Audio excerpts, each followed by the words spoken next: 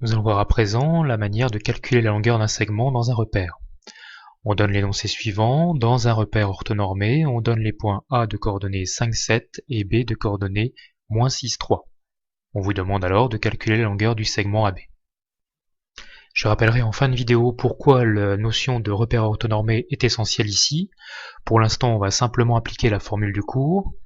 Donc le repère est orthonormé, il est alors possible d'appliquer la formule suivante: AB au carré est égal à xb moins xa au carré plus yb moins yk au carré.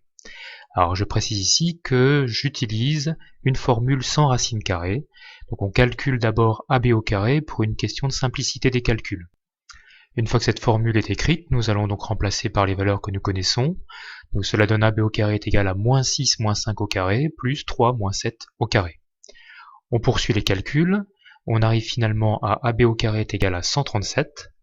Ensuite, comme AB est une valeur positive, il suffit de passer à la racine carrée pour trouver AB.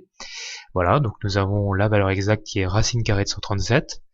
Et puis on pourra donner éventuellement, selon l'énoncé, une valeur arrondie, donc ici à 0,1 près, ce qui donne AB est environ égal à 11,7. Une petite remarque, à savoir que l'ordre des termes à l'intérieur des parenthèses est sans importance. C'est-à-dire que à la place de xb moins xa au carré, je peux écrire ici xa moins xb au carré. De même, je peux permuter l'ordre des termes, j'ai écrit ici yk moins yb au carré. Alors, on peut mener le calcul et voir que on obtient exactement le même résultat, c'est-à-dire AB au carré est égal à 137 et la même valeur exacte et la même valeur approchée. Alors pourquoi cela est valable? Tout simplement parce que lorsqu'on permute xa et xb, on va retrouver l'opposé à l'intérieur de la parenthèse, qui ensuite élevé au carré donnera le même résultat. Vous voyez ici, on obtient -11 au carré ou 11 au carré selon le cas, soit encore 121. De même pour yk moins yb, que l'on peut permuter en yb moins yk, en l'élevant au carré, on retrouvera toujours la valeur 4 au carré ou moins 4 au carré, qui donnera de toute façon 16.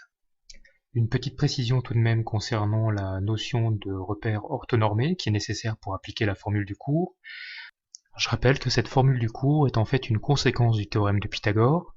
Alors pour faire le lien avec les calculs que nous avons fait précédemment, nous avions 11 au carré plus 4 au carré qui donnait AB au carré. Dans un repère quelconque, même orthogonal, le raisonnement ici n'est plus valable. Voilà, donc il faudra toujours s'assurer que le repère est orthonormé pour pouvoir calculer la longueur d'un segment ou alors trouver d'autres astuces.